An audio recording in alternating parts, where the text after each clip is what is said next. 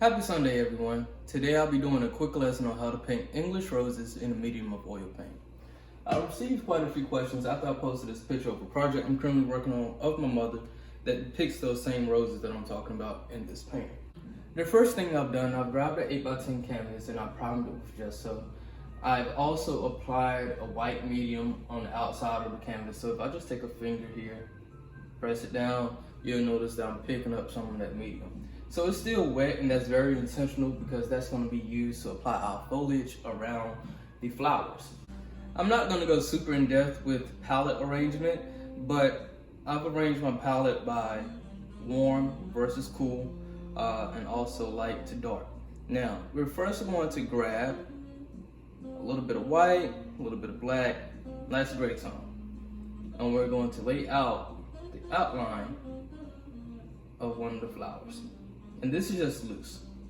No medium is used here whatsoever, just paint. And I'm gonna have another one right here. Just imagine seeing a flower on the canvas. You have to visualize it first. For the inside of the flower, we actually do want to use medium. So I'm using linseed oil here. Take a little bit of that white, the black again. We're gonna come in the inside and we're just gonna fill it in. Don't worry too much about it looking nice or anything like that. We're gonna get through all that stuff later. Just fill it in, block your color.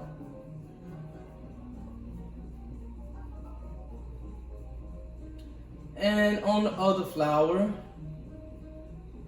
I'm gonna switch it up today. I'm gonna use alizarin clip crimson. Let's grab some of that and phthalo blue. Let's give it a shot. All right, taking those two colors together, a little bit of medium, same thing here. Now, the reason why I'm using the medium to block in the color is because I do not want it to be applied thick. The thicker that you make it in the beginning, the thicker that you're gonna have to make the petals, and the more work that you're gonna have to create for yourself. And in painting, it should be fun. It's all about visualizing and putting your imagination out onto the canvas. So you don't want to do that if it requires a lot of work. So make sure that the medium is nice and loose, that you're just gently applying it. Now let's grab some of that crimson from before. And we're gonna come into the first flower. Just gonna lay it out loosely. And these should be circle strokes. The brush that I'm using is a cat's tongues brush. And make those circle strokes. And you're gonna already notice that it's kind of taking the form of a rose now, right? Cool. On the next flower, we're gonna take a little bit more of that crimson. Let's get some burnt umber going, and heck, why not? Just a little bit of black to darken it up. Got your color. Let's come in here and lay it out. Same thing here. And I'm going to bring that color down. Now with the generous amount of white added to our brush, let's come inside and start laying the petals out. So like I said before, these are nice circular strokes.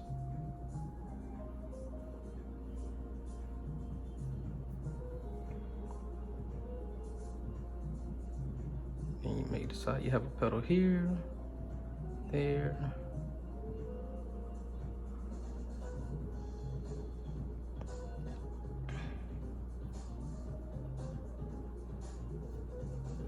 Realize that when you're doing this, no one rose is going to be the same.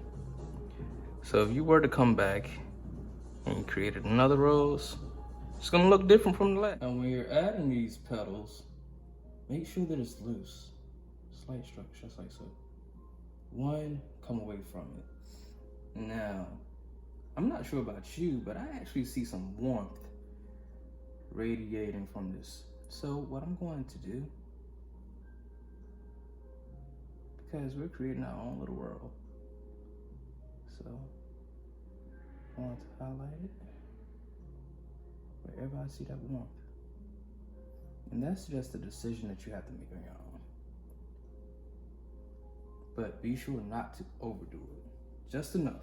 Now, as we transition into the next rose, which is going to be the red one, we're going to load one side of our brush up with the alizarin crimson. The other side is going to be white. Now we're going to come in here and we're going to lay out our petals, just like so. And actually, let's create the belly of the rose. So that one stroke right there is going to be the belly of the rose. And this is going to allow us to tell where our light source is coming from. Now, let's continue to bring down that medium some more.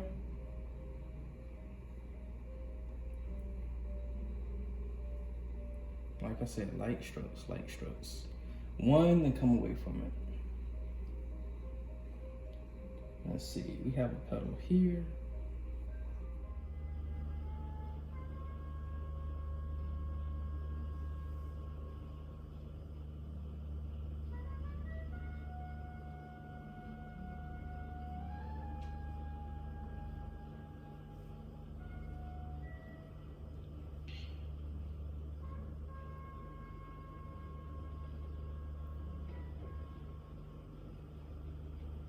And there you have it, English roses.